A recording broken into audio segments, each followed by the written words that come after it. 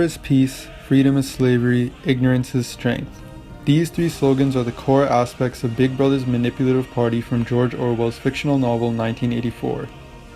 Instating these rules upon the masses of Oceania is what had given the inner party total control over the state, making Big Brother the perfect fascist leader. His method of laying down these key points in his society show many similarities to real-world totalitarian leaders of the past who had never quite made it to his status of control. Hitler's method of war, Stalin's workforce, and Kim's deity status are all in correlation to Big Brother's ideology. The members of this totalitarian trio had all risen to power with their own tactics and sought to create an impeccable form of government. However, they were never able to get to a point of total control like Big Brother had accomplished. The reason that he was actually successful in doing so was because of how he didn't stick to just one idea, but instead borrowed ideas from all three of these past failed leaders, hence creating the three slogans. Separately, these old methods were never a successful way of controlling the people, but when they were put together by Big Brother, they combined to create an infallible system of government known to the people of Oceania as INGSOC or English Socialism. And now comparisons will be shown to prove how Big Brother has retained several of his traits from the past leaders. Organisation stahlhart!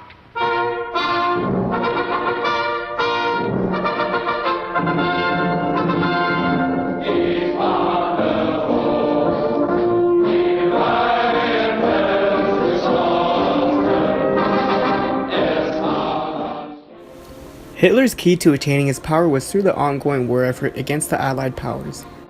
The quality of life among the German people was low after having paid reparations for World War I, and they were eager for change, which was something Hitler continued to promise would happen through the progression of the war. The concept of the progression of war being in correlation with the increase in quality of life is an idea used to persuade the people of Oceania by Big Brother as well. His use of fake victory speeches playing over the local telescreens reassured the people that their relentless contributions towards the war effort were well worthwhile. These reassuring speeches could also be compared to those of Hitler's, which were spoken at his public rallies and broadcast to local televisions or radios throughout Germany. Propaganda is commonplace in societies like Oceania and Nazi Germany. However, a specific type of propaganda was used in both cases, which is the honorable war story. In Oceania, the public heard of stories like that of Comrade Ogilvy, the man who had taken out 30 Eurasians in a single burst of his machine gun and died on the battlefield with honor.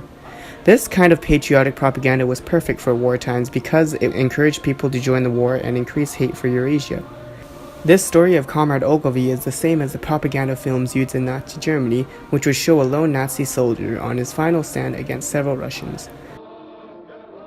The Nazi films and the Oceanian stories were pretty much made up in the same formula of a soldier dying honorably in the name of his country after killing many of his enemies, and in both cases it worked to encourage the people to contribute more to the war. Hitler was in need of something to blame for the low quality of life in Germany, so he painted the Jewish community as an enemy of the Nazi regime, and he was able to use a scapegoat to justify the banishing of Jews from Germany, and in turn, creating a collective group of hateful people who valued the Nazi party. Having a group of people with hateful views the same as the leader is very useful, since the leader can then commit crimes against the hated group to benefit his own group. In Oceania's case, the people are so blinded that they will hate whoever the party tells them to. The one person who had gone against Big Brother was Emanuel Goldenstein, and in turn he became the main enemy of the state, whom was hated by everybody. Although Big Brother's methods have been refined to fit into Oceania's lifestyle, they are at their core the same methods used by Hitler to create Nazi Germany.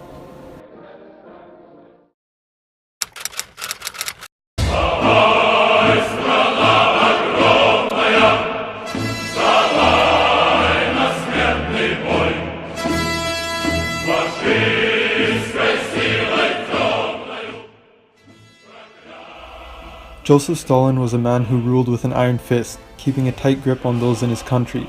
The way he saw his people was like how a worker sees his tools. Stalin's ability to view the civilians as expendable laborers rather than people is what made him one of the most relentless rulers of all time. Under Stalin's rule, every part of the empire was employed and worked towards helping the production of the government and the country as a whole. Such a large population was difficult to control, so Stalin kept them busy by putting them on 14-hour shifts, leaving them with little time to complain. The people of Russia had tough working conditions but were promised benefits for their hard work in the future, like free education and healthcare, so they continued to work hours on end throughout the war. This powerful working force stayed loyal to Stalin because they were too preoccupied to think of the government and were just looking forward to a hopeful future. Similarly, in Oceania, Big Brother pretty much kept his whole population working. This was the case in the proles especially. The proles of Oceania were sent to work from a young age and worked long hours for their whole lives. They were born, they grew up in the gutters, they went to work at 12. This kept them constantly too tired to stop and think, and even if they had a teeny bit of free time, they would end up being preoccupied by things like films, football, beer, and above all gambling, which were all set in place by the party in order to keep the proles busy and controllable by Big Brother. Executions in both Stalin's role and Big Brother's role were quite common. One day your neighbor was there and the next day they were gone. In Russia, Stalin put out the Great Purge of his party, in which he arrested anyone who he deemed was anti-government without investigation. In Big Brother society, the people were monitored closely, and anyone who seemed to be against the government, or in this case committed face crime, they would be arrested immediately as well by the thought police. In both cases, this was done to prevent anyone from going against the government, and it gave them virtually no chance to rebel. People who had been arrested in both societies could face punishment by forced labor in camps where they have to live in horrific conditions. In both cases, prisoners who had political connections were always tortured and eventually executed.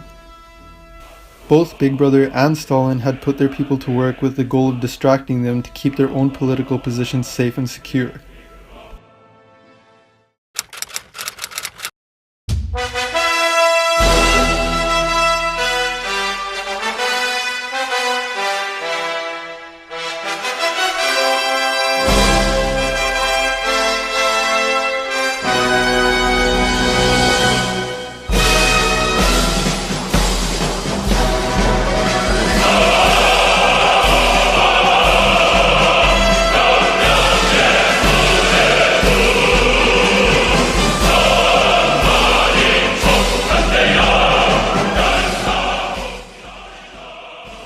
Kim Jong-il was not only a political leader, but in the eyes of the North Koreans, he had the status of a god. However, he was better known among the people as the supreme leader. Kim's method of keeping his people dumbed down by isolating them from the rest of the world has kept the masses ignorant of better conditions, making them think that they have a good life inside of North Korea. This kind of worship is also found in Oceania towards Big Brother, whom is referred to by a similar name, in this case, Dear Leader. Everyone looked to him as a deity, which is comparable to Kim's status. Both leaders were addressed greatly because they were seen to be more than just politicians to the people, since they had accumulated so much power that their society created a sort of cult of personality, where they were worshipped for more than what they really were.